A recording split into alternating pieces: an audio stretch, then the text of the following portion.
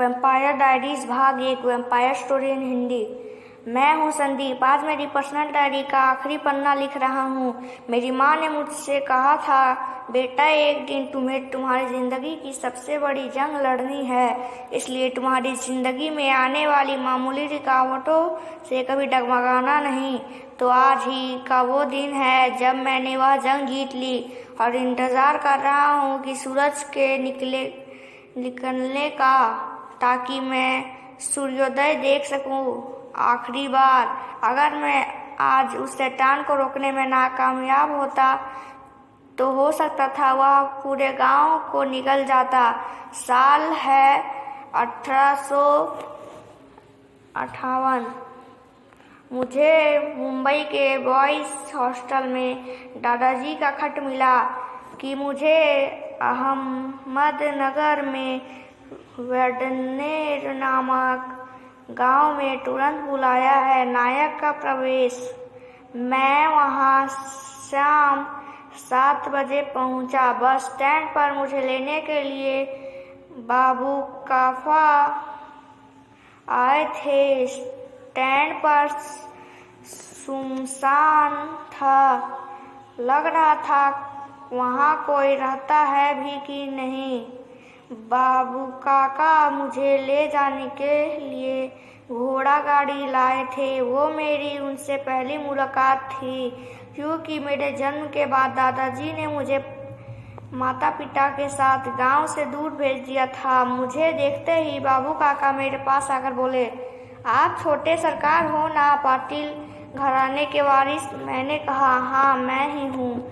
बाबू काका ने कुछ ही मिनटों में मेरा सामान घोड़ा गाड़ी में रख दिया, पुश्तैनी हवेली, और मैं चल पड़ा हमारी पुश्तैनी हवेली की तरफ। तकरीबन 20 मिनट चिलचिलाती ठंडी हवा का मज़ा लेते हम हवेली पहुँचे। वहाँ पहुँचने पर मेरा पहला सवाल था कि मेरे दादाजी कहाँ हैं। काका बोले, अभी वह सो रहे हैं, अब उनसे कल सुबह मिल सकते हैं।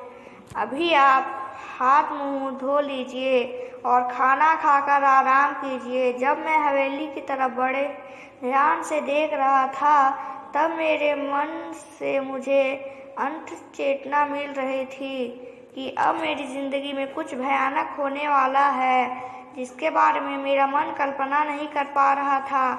उसके बाद मैं नहा धोकर फ्रेश हो गया। बाबू काका की पत्नी वीर गंगा काकी ने मेरे स्वागत में बहुत सारे पकवान बनाए थे। मैं खाने पर इस तरह से कूद पड़ा जैसे कि हफ्ते भर से खाना नहीं खाया हो। खाने के बाद मैं आंगन में टहलने लगा। मन में एक सवाल बार बार उठ रहा था, इतने सालों बाद दादाजी ने अचानक इस तरह जल्दी में क्यों बुलाया, और अपने एक लौते नाती को लेने वह खुद क्यों नहीं आए। इनमें मन यादों की गहराई में कुछ ढूंढ रहा था। बाबू काका ने मुझे मेरा कमरा दिखाया, जो कि एक बेडरूम कम पुस्तकालय ज़्यादा था। मुझे कमरे में ले जाने के बाद वह बोले कि ये आपके पिताजी का कमरा था, उनका बचपन यहीं गुजरा था, और आज से यह आपके हवाले। इस कमरे में आपको आपके पूर्वजों का इतिहास और रहस्य मिलेंगे। किताबों से मुझे लगाव था ही, तो मेरा भी मन वहाँ लग गया। जगह ना होने की वजह से मुझे नींद नहीं आ रही थी, तो मैंने किताबों को छानना शुरू कर दिया। किताबों को बनाते वक्त एक चीज़ मेरे निरीक्षण में जल्द ही आई।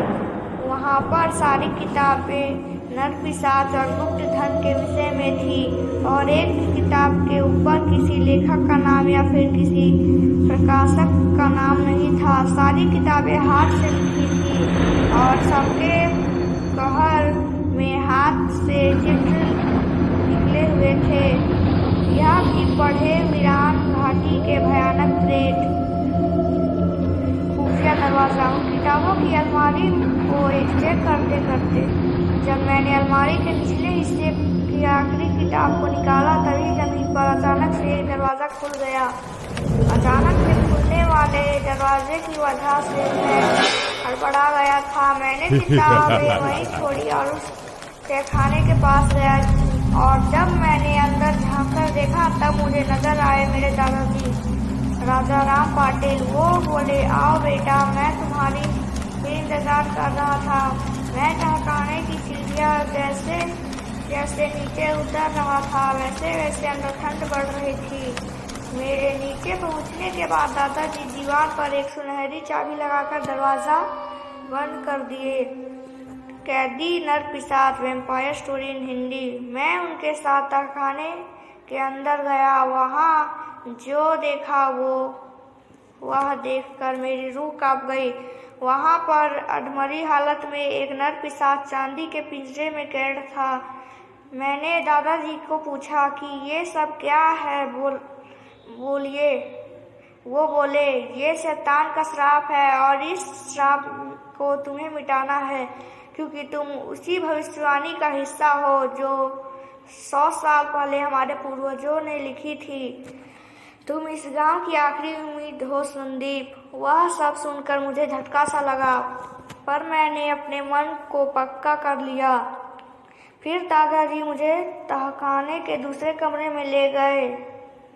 उन्होंने मेरी आंखों में देखा और बोले, संदीप, तुम कुछ पूछो, इससे पहले ही तुम्हें पूरी कहानी बताता हूँ। हम दोनों एक चबूतरे पर बैठ गए और दादाजी ने कहानी बताना शुरू किया। वह बोले, आज से ठीक 100 साल पहले वेडनर एक हंसता खेलता बढ़ती आबादी वाला गांव था। सब तरफ खुशहाली थी। तुम्हारे परदादा गांव के सबसे अमीर और विद्यमान आदमी थे। सभी उनकी बहुत इज्जत करते थे।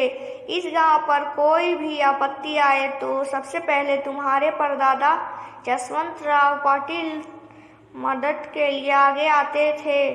सब कुछ सही चल रहा था, पर एक दिन सुबह यशवंतराव और उनके छोटे भाई संग्राम दादा खेत में खुदाई कर रहे थे। उसी वक्त यशवंतराव को एक बड़ा संदूक मिला, जिस पर चांदी के अक्षरों में कुछ लिखा था, पर वह भाषा उनको पढ़ने नहीं आती थी। संदूक पर चांदी का ताला भी था और उस पर खतरे को दर्शाने वाले चिन्ह थे।